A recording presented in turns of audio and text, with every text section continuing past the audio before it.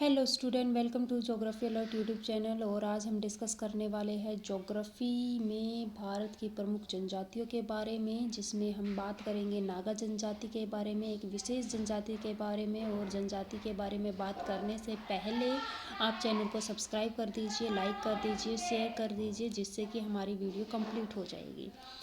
तो आज हम बात करने वाले हैं नागा जनजाति के बारे में। तो पहले हम देखेंगे कि नागा जनजाति जो है कहाँ पर रहती है, वहाँ का जो निवास क्षेत्र है वो कैसा है, वहाँ का आर्थिक जीवन कैसा है, वहाँ का इंटरटेनमेंट मनोरंजन कैसे किया जाता है, विवाह कैसे होते हैं। तो उन सभी चीज़ के बारे में क्या है हम डिस्कस करने वाले हैं, सभी टॉपिक के बारे में डिस्कस करने वाले हैं। तो बने रहिए ज्योग्राफी अलर्ट यूट्यूब चैनल की तरफ और देखते रहिए ज्योग्राफी अलर्ट यूट्यूब चैनल। हम डिस्कस करते हैं नागा जनजाति के बारे में। तो नागा जनजाति जो है हमारी भारत की एक प्रमुख जनजाति है। और ये जो जनजाति है, अगर इसे दूसरी जनजातियों से तुलना की जाती है तो ये बहुत ही विकसित जो जनजाति हमारी यहाँ पर निकल के आती है। ये जो जनजाति है भारत के पूर्वोत्तर भारत में जो है पहाड़ी क्षेत्र नागालैंड में निवास करती है। नागालैंड नागा बहुल क्षेत्र है और इस जो क्षेत्र में जो है हमारी जनजाति जो है निवास करती है। और यहाँ की जो है नागा नाम इस जनजाति का क्यों पड़ा, ये जो मान्यता है इस पर डिस्कस कर लेते हैं कि नागा जनजातियों का नाम नागा क्यों रखा गया है। तो नागा जनजाति की अगर शब्द की उत्पत्ति की बात करते हैं तो यहाँ के जो लोग हैं बेसिकली जो आदिवासी लोग हैं, जो आदिवासी जीवन बिताते हैं, वो बेसिकली बहुत कम जो है वस्त्र पहनते हैं, नग्न जो है इनका शरीर रहता है, तो जिसके कारण उनको नागा कहा जाने लग गया। तो ये भी जो है एक मान्यता यहाँ पर निकल के आती है। कुछ लोगों का मत है कि यहाँ के जो लोग हैं, यहाँ के जो नागा लोग हैं, ये जो है नाग की पूजा करते, सांप की पूजा करते हैं, जिसके नाम इनका नागा पड़ा है। तीसरे अगर मत की बात करते हैं तो तीसरे मत में जो बोला गया है उनका मानना है कि प्राचीन काल में जो है ये जो नागा जनजाति है ये पड़ोसी कछार निवासी है। और इन्हें जो है नागा बहादुर के नाम से, नागरा के नाम से, बहादुर के नाम से भी जाना जाता है। इसी आधार पर आगे चलकर इनका क्या है नाम नागा पड़ा। तो ये जो है अलग अलग मत है, लेकिन अभी तक पता नहीं चल पाया है कि नागा जनजातियों को नागा क्यों बोला जाता है। तो ये अलग अलग जो मत है ये दिए गए हैं, अपनी अपनी विचारधारा दी गई है कि नागाओं को नागा के नाम से क्यों जाना जाता है। अब हम बात कर लेते हैं निवासी क्षेत्र की, निवास कहाँ पर करते हैं। बेसिकली हम ऊपर देख चुके हैं कि नागा कहाँ पर निवास करते हैं, लेकिन अब हम एक्चुअल में जो नागा जनजाति है वो कहाँ पर निवास करती है उस चीज़ के बारे में देखते हैं।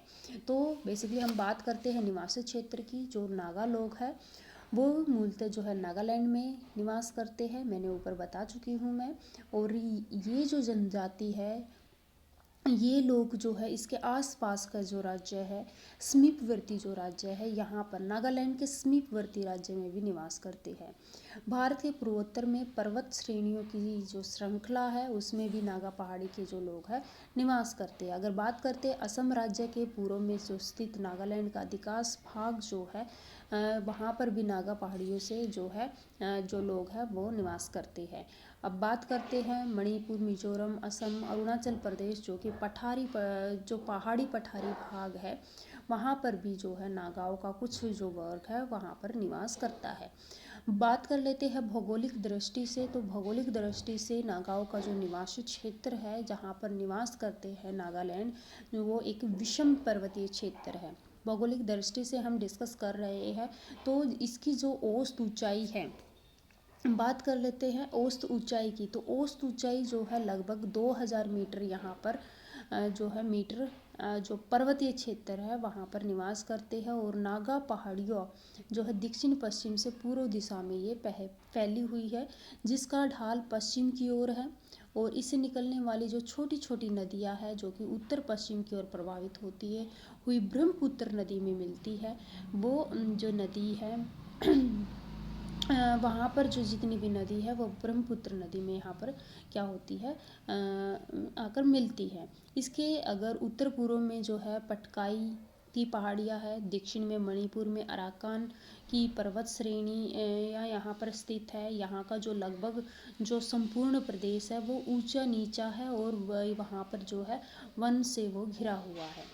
अगर बात करते हैं यहाँ की जलवायु की, तो यहाँ की जो जलवायु है वो उष्णार्ध प्रकार की यहाँ पर जलवायु है। यहाँ पर ग्रीष्म ऋतु में बंगाल की खाड़ी से आने वाला जो दक्षिणी पश्चिमी मानसून है की जो हवाएं है यहाँ पर जो है आती है और यहाँ पर जो है बारिश करती है। बारिश जो होती है यहाँ पर 250-250 सेंटीमीटर बारिश होती है। तापमान की अगर बात करते हैं तो यहाँ पर जो टेम्परेचर है 20 से 30 डिग्री सेल्सियस यहाँ पर जो है टेम्परेचर होता है। यहाँ पर बारिश अधिक होती है, तो बारिश अधिक होती है तो यहाँ पर जो है वन क्षेत्र आपको यहाँ पर मिल जाएगा। और यहाँ की जो वन क्षेत्र है और यहाँ पर बारिश ज़्यादा होती है। पहाड़ी भाग है, पहाड़ी भाग होने के कारण जो निचला ढाल है यहाँ पर मच्छरों की यहाँ पर अधिकता यहाँ पर पाई जाती है। और मच्छर जहाँ पर ज़्यादा होंगे वहाँ पर मलेरिया जो है मलेरिया जैसी यहाँ पर भयानक जो बीमारी है यहाँ पर रहती है। यहाँ का जो क्षेत्र है 100 मीटर की ऊंचाई की अगर बात करते हैं तो यहाँ पर जो है शीत ऋतु में सर्दी बहुत अधिक रहती है और इसी कारण से यहाँ अधिकांश जो नागा बस्तियाँ है वो 1500 मीटर से 2500 मीटर की ऊंचाई पर ही पाई जाती है। नागाओं की उप जनजातियों के बारे में अगर डिस्कस करते हैं तो उप जनजातियों में हमारा जो है नागाओं के बारे में जो है बहुत सी जो उपजातियाँ है उसी के नाम पे नागा जनजाति जो है इनका पड़ा है। और 30 यहाँ पर उप जनजातियाँ यहाँ पर पाई जाती है जिनके नाम इस प्रकार है। मैं कुछ का नाम लूँगी, सभी का नाम नहीं लूँगी। तो उप जनजातियों में अंगामी, सेमा, रेगमा, आयो, फोम, चांग, काबुई, तेखुल आदि यहाँ की जो है मुख्य जो है जनजातियाँ उप जनजातियाँ यहाँ पर पाई जाती है जो कि हमारा नागा क्षेत्र है। अब हम बात करते हैं इकोनॉमी की, अर्थव्यवस्था की। अर्थव्यवस्था का मतलब है कि नागा जो जनजाति है उनकी अर्थव्यवस्था कैसी है, उनका आर्थिक जो इकोनॉमी है वो कैसी है, उस चीज़ के बारे में डिस्कस कर लेते हैं। तो फर्स्ट हमारा आता है एग्रीकल्चर कि नागाओं की इकोनॉमी जो है किस चीज़ पर डिपेंड है। तो एग्रीकल्चर हमारा फर्स्ट आता है। एग्रीकल्चर के बारे में देखते हैं कि क्या है।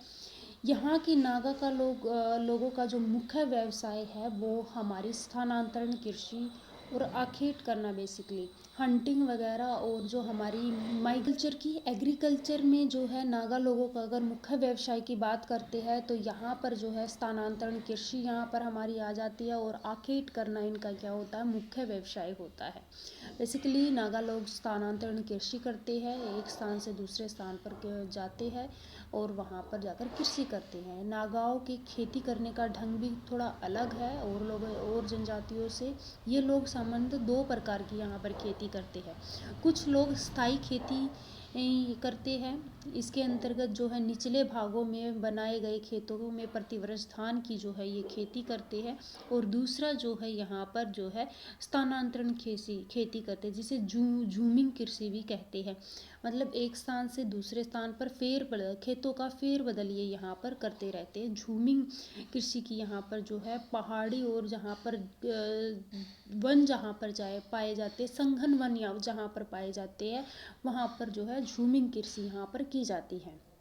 इसके लिए वन के किसी भी भाग में जो है वो मौसम में वृक्षों और झाड़ियों को काट दिया जाता है और वहाँ पर जो है उसे सूख जाने पर जला दिया जाता है। ये बेसिकली जो है हमारी जो स्थानांतरण कृषि है, झूमिंग कल्टीवेशन है, उसमें ये चीज़ ये जो खेती है यहाँ पर की जाती है। इसमें जो है फिर वो जो हमारी जला हुआ जो पार्ट होता है वो हमारे उर्वरकता का कार्य करता है। वर्षा होने पर खेती को और लकड़ी के हल से फिर उसको जो है चीर कर उसमें धान और गेहूँ आदि की जो मुड़वा वगैरह की मोटे अनाज की को बोया जाता है, फसल की ली जाती है और ये जो फसल है 1-2 वर्ष के लिए यहाँ पर जो उत्पादन किया जाता है और फिर उसे छोड़ दिया जाता है। ये जो हमारे प्रैक्टिस किट्स निकल के आते हैं, ये हमारे जो है झूमिंग कल्टीवेशन के स्थानांतरण कृषि के आते हैं।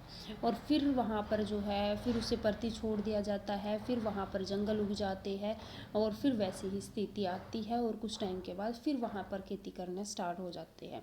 तो अगले अगर बात करते हैं यहाँ पर जो है इस तरीके की दो प्रकार से जो है खेती की जाती है। एक तो स्थायी रहकर की जाती है जिसमें धान की जो खेती है वो मुख्यतः की जाती है और दूसरी हमारी जो है स्थानांतरण कृषि की जाती है ना। और बात कर लेते हैं कि वहाँ पर कैसा कैसा जो है एग्रीकल्चर किया जाता है। तो यहाँ पर नागाओं का जो कुछ विशेष जो वर्ग है वो अंगामी नागा, जो अभी मैंने जो आप लोगों को बताया था, अंगामी जो है उप जाति है, वो जो जाति है अंगामी सीढ़ीदार यहाँ पर खेती बनाकर पहाड़ी ढालों पर खेती करते हैं और ये जो है उसमें कुशल भी है, दक्ष भी होते हैं। ये लोग जो है पर्वतीय ढालों पर कई 100 मीटर तक लंबे सीढ़ीदार खेत बनाते हो और मिट्टी तथा जो पत्थर वगैरह होते हैं उसकी दीवार बनाकर मिट्टी के कटाव को रोकने का काम करते हैं।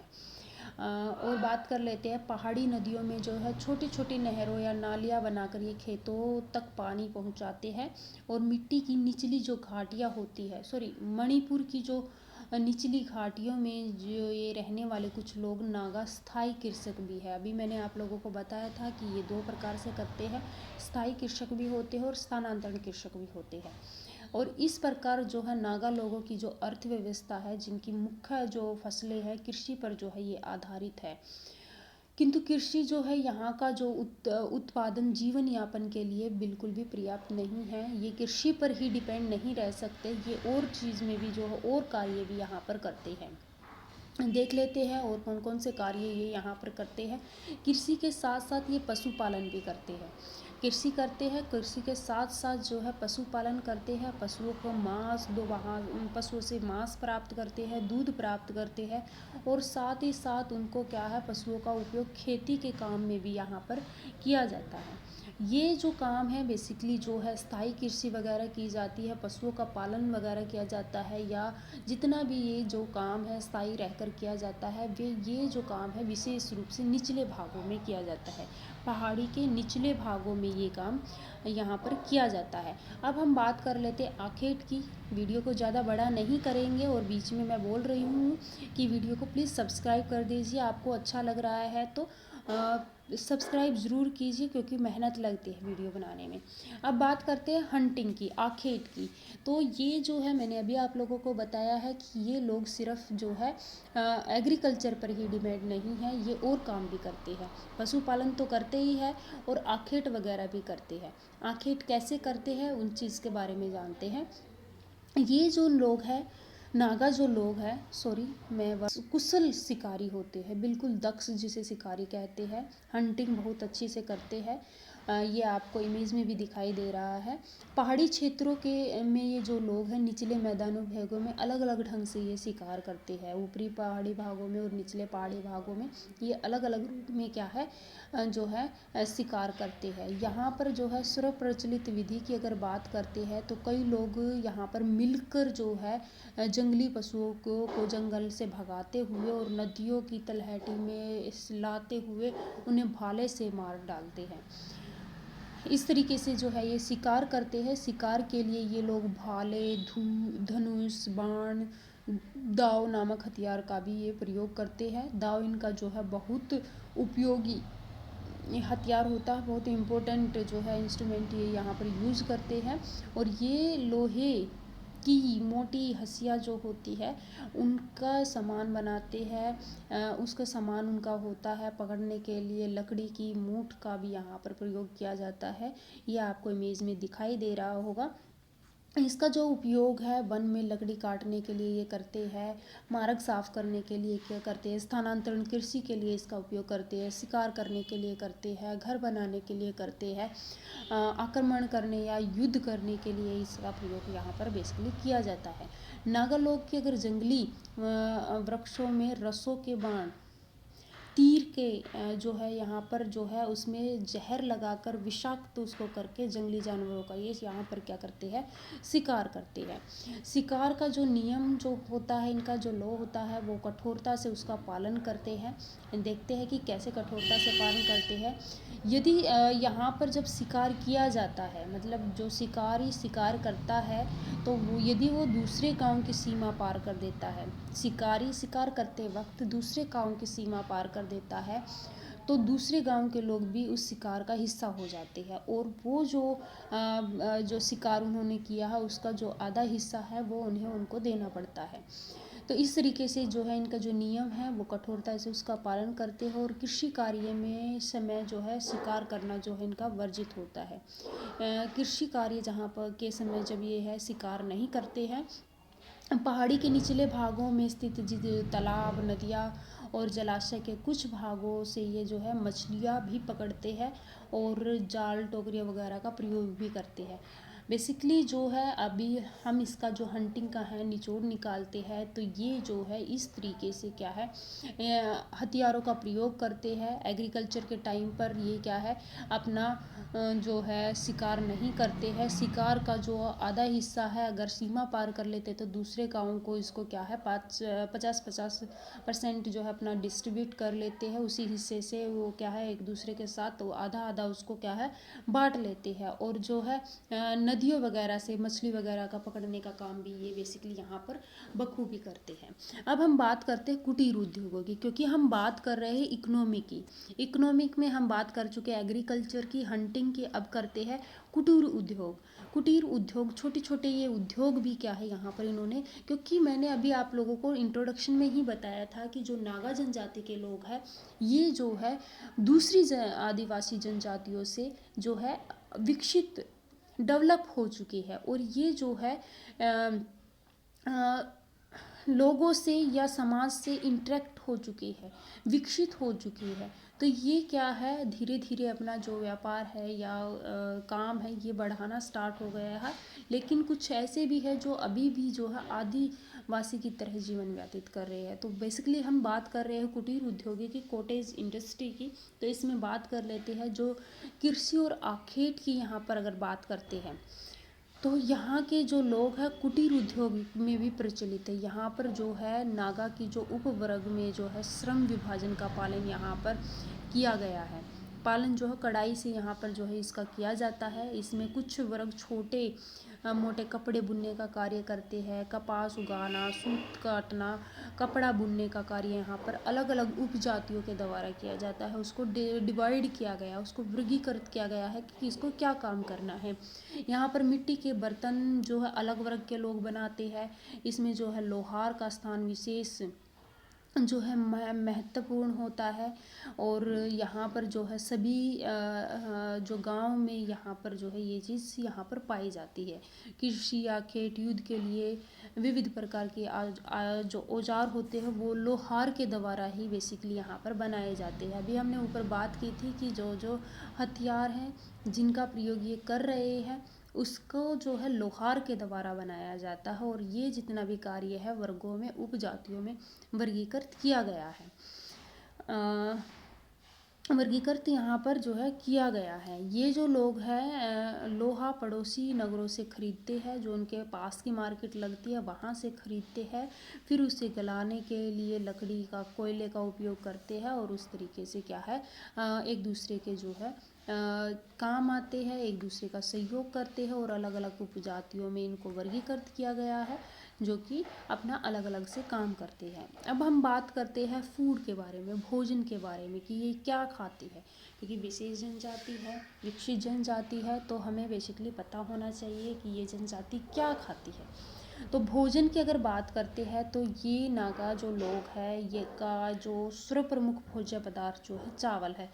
और मैंने आपको बताया भी था जो लोग यहाँ पर स्थायी रहते हैं नागा जनजाति के लोग जिन्होंने स्थायी कृषि की है वो बेसिकली धान की खेती करते हैं। तो धान की खेती करते हैं तो इनका जो भोज्य पदार्थ है वो जो है चावल है।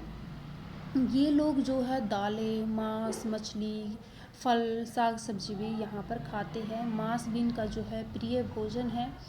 और ये लोग जंगली जानवरों का शिकार करके जो है मांस प्राप्त करते हैं। सूअर, मुर्गी, भेड़, बकरी, सांप, मेंढक आदि के मांस भी यहाँ पर ये प्रयोग करते हैं, खाते हैं।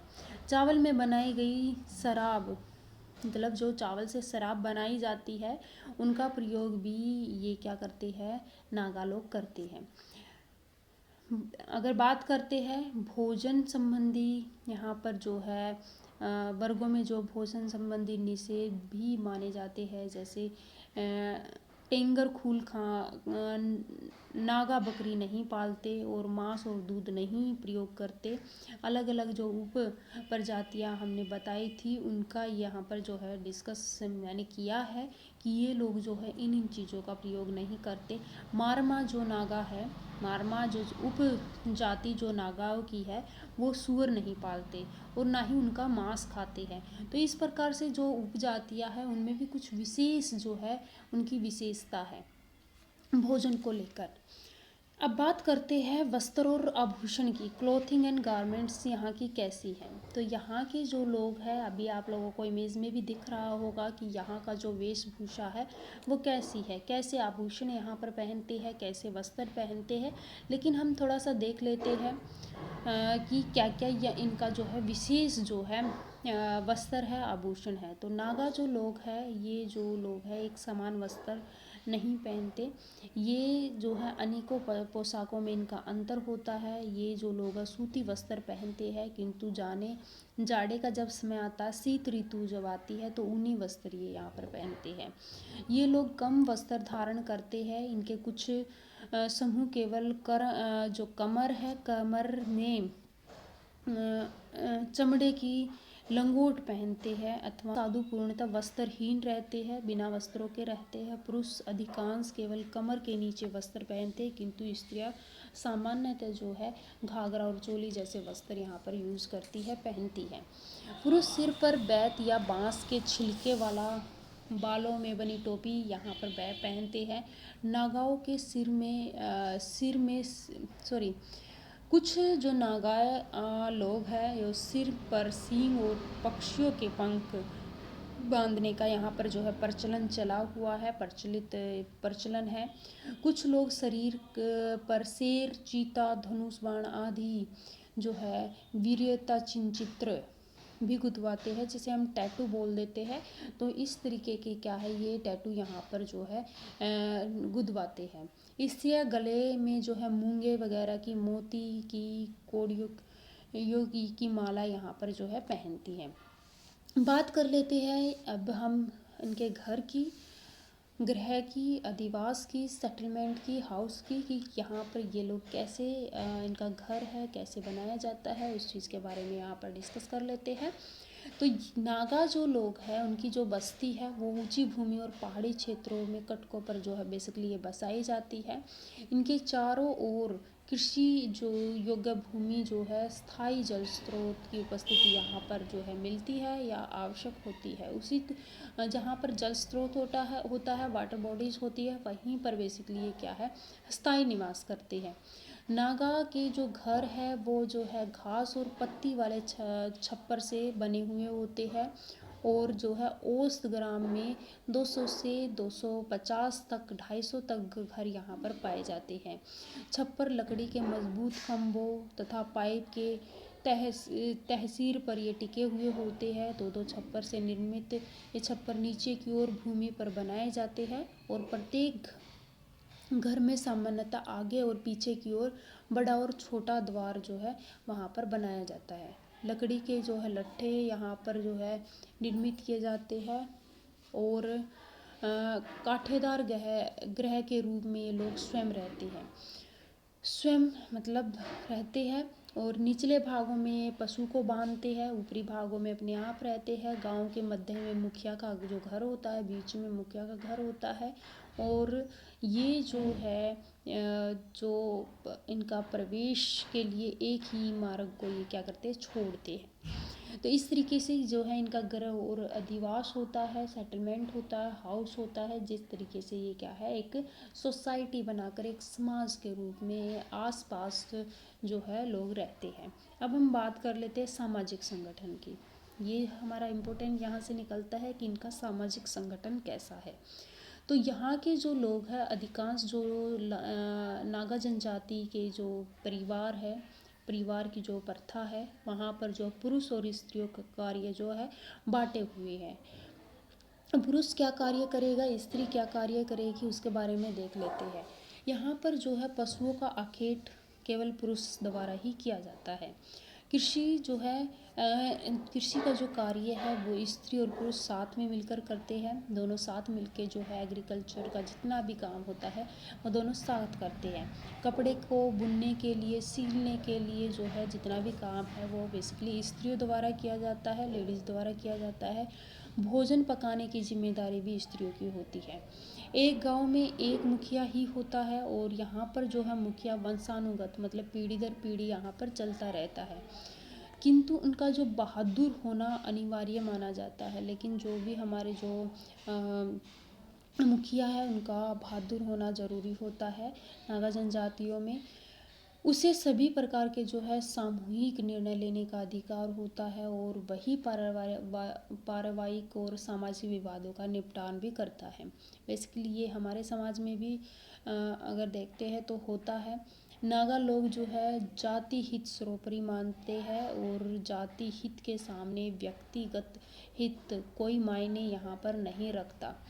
जाति को विशेष दर्जा यहाँ पर दिया जाता है और सभी प्रकार के सामूहिक श्रम की यहाँ पर आवश्यकता पड़ती है। तो लोग आपस में मिलकर परस्पर एक ऑर्गेनाइजेशन बनाकर, संगठन बनाकर काम करते हैं। ग्रामीण सड़कों का निर्माण जैसे काम, नालियों को बनाने के लिए जो है निर्माण भी, इस तरह की आवश्यकता यहाँ पर पड़ती है। तो सभी इकट्ठा होकर यहाँ पर क्या करते हैं, बनाते हैं।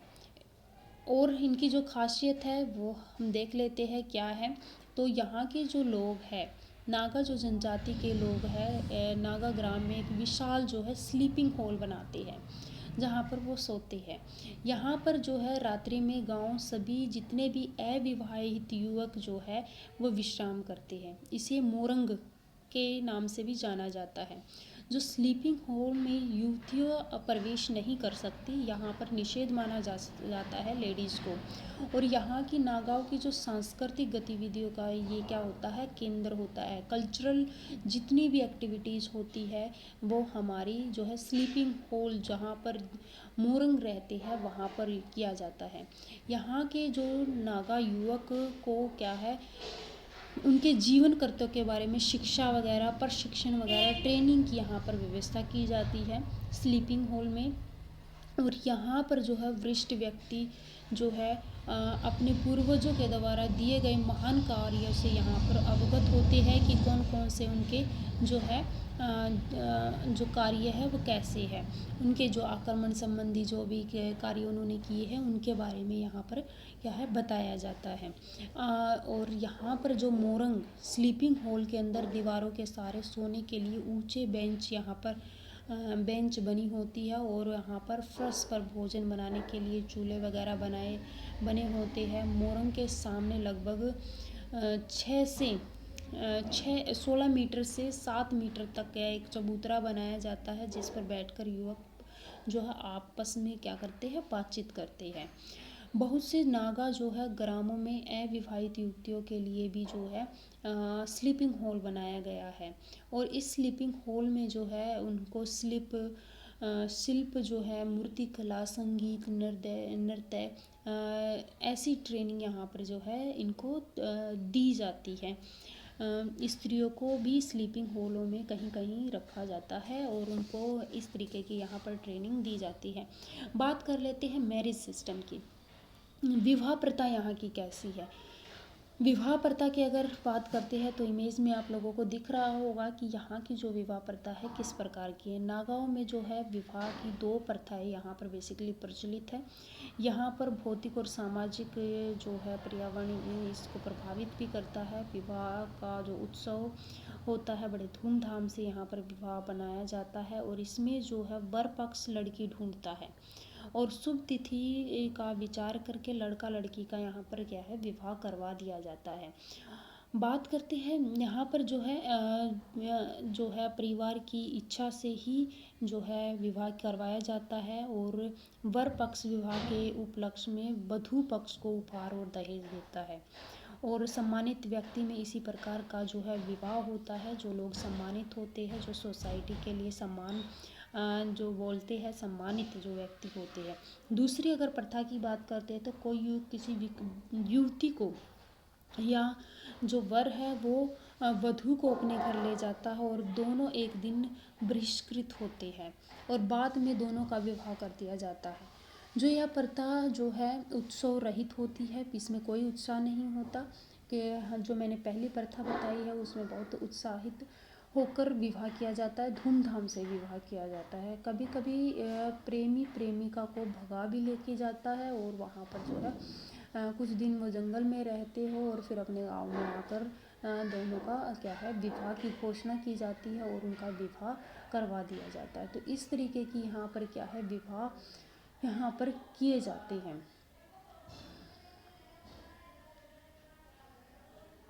और दूसरी अगर प्रथा की बात करते हैं तो यहाँ पर जो विवाह है योग्य जो युवती और वर और वधू की जो सगाई के पश्चात युवक को युवती के माता पिता के घर आकर यहाँ पर रहना पड़ता है, और रहकर ये क्या करते हैं सामान्यतः जो है काम यहाँ पर करना पड़ता है उनके घर पर आकर, और 1 वर्ष या कुछ महीने यहाँ पर श्रम करने के बाद काम करने के बाद ये जो है अपना गृहस्थी जीवन यहाँ पर बसाने के लिए तैयार हो जाते हैं, और इनकी क्या है विवाह यहाँ पर संपन्न करवाया जाता है।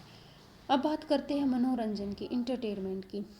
Student please subscribe this channel and like this video, क्योंकि वीडियो बनाने में बहुत मेहनत लगती है और आपको वीडियो तो सब्सक्राइब करनी ही चाहिए। अब बात करते हैं मनोरंजन की। तो यहाँ पर जो है जीवन यापन करने के लिए नागा जनजाति और संगीत और नृत्य जैसे प्रेम यहाँ पर होते हैं, और ये जो है लोक नृत्य या लोकगीत से अपना मनोरंजन ये यहाँ पर करते हैं। वे लकड़ी से जो बने सरल वाद्य यंत्रों जैसे ढोल आदि का यहाँ पर प्रयोग करते हैं। नागा लोग कई प्रकार के खेल भी खेलते हैं। ये लोग घर के अंदर खेली जाने वाली चिरहुई नामक खेल खेलते हैं। घर के बाहर कुछ विरोचित और स्वास्थ्यवर्धक खेल भी ये यहाँ पर खेले जाते हैं। अब बात करते हैं नागाओं का स्वभाव कैसा होता है, नेचर ऑफ नागा। इनका नेचर कैसा होता है, इनके बारे में थोड़ा सा डिस्कस कर लेते हैं और फिर हम अपनी वीडियो समाप्त करते हैं। नागा एक जो है युद्ध प्रिय जाति है। यहाँ के जो नागाओं का जो जीवन है वो युद्ध में होता है। नागाओं में जो है नरमुंड सिर कटाने की प्रथा बहुत पुरानी है। ये लोग किसी को मार डालने या स्वयं मारे जाने से भयभीत नहीं होते। इनके समाज में उस व्यक्तियों को विशेष सम्मान दिया जाता है जो अपने शत्रु का जो है सिर काट कर यहाँ पर लाते हैं, और 2 शत्रु दलों में बदला लेने का दौर तब तक बंद नहीं होता जब तक काटे गए सिरों की संख्या वहाँ पर समान न हो जाए। ये लोग भूत प्रेतों में भी बहुत विश्वास रखते हैं, जादू टोना बहुत मानते हैं। अटूट विश्वास यहाँ पर इनका होता है, और ये समृद्धि और कार्य की सिद्धि के लिए नर बलि और पशु बलि की भी चढ़ाने की यहाँ पर जो है प्राचीन परंपरा चली आ रही है। नागाओं में यह अंधविश्वास घर कर गया है कि जीवन व्यक्ति की कमी को जीवन तत्वों में स्थानांतरण से पूरा किया जा सकता है। इस अंधविश्वास के कारण ही नागाओं में नर मुंड पाने की प्रबल इच्छा पाई जाती है। वे विश्वास करते हैं कि मारे गए व्यक्ति की आत्मा को तभी शांति मिलती है जब शत्रु पक्ष के किसी व्यक्ति का सिर काट दिया गया हो। इस प्रकार इसमें बदला लेने की जो क्रिया है वो जो है पीढ़ी दर पीढ़ी ही चलती रहती है। अगर बात करते हैं अलग नागालैंड राज्य बन जाने के बाद ये जो नागा लोग हैं नवीन जागृति यहाँ पर आई है। मैंने फर्स्ट में आप लोगों को बताया था कि नागाओं का जब नागा जो जनजाति है उनका विकास ज़्यादा हुआ है और यूरोपियन मशीनरी मशीनरियों के प्रभाव और शिक्षा का विस्तार होने से इनमें अंधविश्वास में भी कमी आई है और नागा असभ्य नहीं रहे हैं। अब ये शिक्षित होने लग गए हैं, ये लोग देश की मुख्य धारा के अंग बनने लग गए हैं, ये लोग देश की आर्थिक विकास में अपना सहयोग देने लग गए हैं। तो ये थी हमारी नागा जनजाति, भारत की एक विशेष जनजाति जिसके बारे में हम आज डिस्कस कर रहे थे। और चैनल को सब्सक्राइब कीजिएगा, लाइक कीजिएगा और पसंद आई है तो कमेंट्स ज़रूर कीजिएगा। आगे बात करेंगे एक विशेष जनजाति के बारे में। जब तक बाय बाय, टेक केयर।